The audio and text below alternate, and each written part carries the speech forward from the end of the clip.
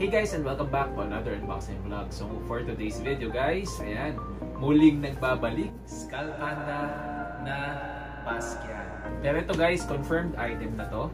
So malalaman na natin kung anong nasa loob na ito. So wag na natin patagalin. So ito na guys, at unahin muna natin ang ating authenticity card dahil sino bang hindi excited na makita kung anong itsura ng authenticity card. So ito na siya. At syempre, buksan na natin yung loob. At lalabas na ang ating nakuha. Ayan guys. Nakuha natin ang Jean-Michel Basquiat na Secret. Ayan yung itsura niya sa harap. At pag ino-open nyo yan guys, ayan, nakalagay dito ang kanyang user manual na Secret din ang nakalagay. So, alright. So, halos parehas lang guys nung laman sa loob nung ating yung regular, no? So wala siyang pinagkaiba dahil naiba lang talaga siya ng color. So pagdating dito ay ayan, ganun pa rin, maingat pa rin tayo at yan, may mga desiccant lang sa loob, pero ito na siya. Okay, Skull Panda reveal. Ito na siya. And 3, 2, 1.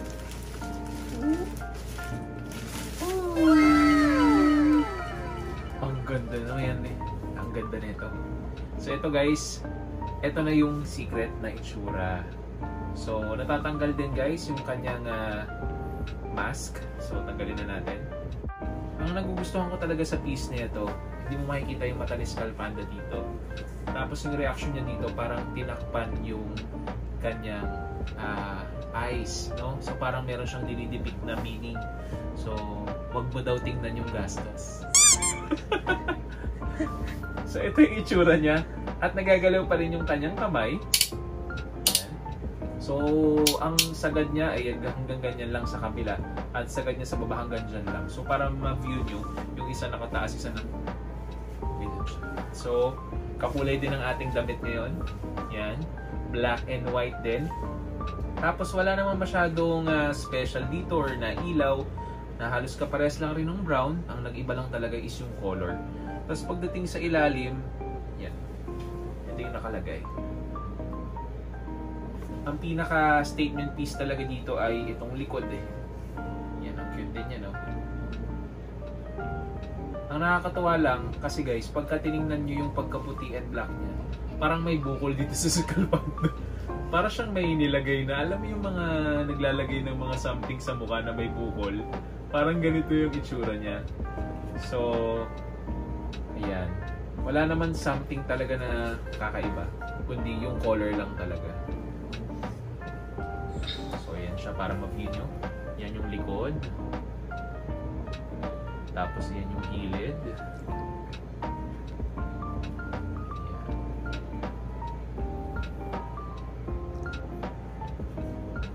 So, kuwang-kuwa na Basquiat talaga yung itsura niya.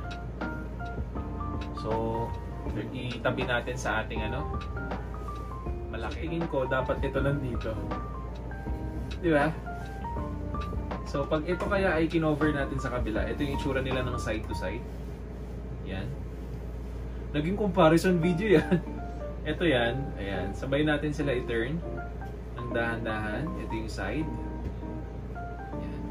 So, mas marami talagang nakalagay sa Secret. Ito yung Secret sa likod.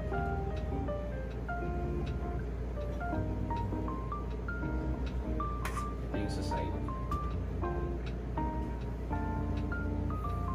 Ito yung sa harap. Sa texture guys, pares lang. Walang pinagkaiba.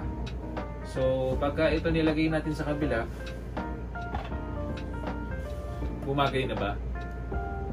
Hindi, no? Oh. Pero pagka ito kasi guys, yung nasa yung brown version niya, maganda rin talaga eh. No?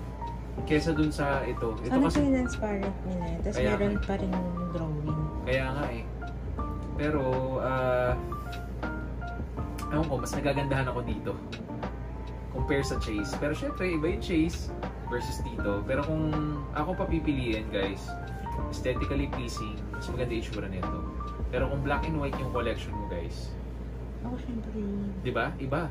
Lalo na pag tinabihan mo to ng Pocky na black and white, yung mga ganyan. Hindi ba? Hindi pala. Discal Panda na black and white. Ayan guys. So kung nagustuhan nyo guys ang ating unboxing video at comparison video, huwag nyo kalimutan mag-like, subscribe at mag-share ng ating YouTube channel. So paano guys? Bye-bye! Yun! Oh, best friends yarn! Luca.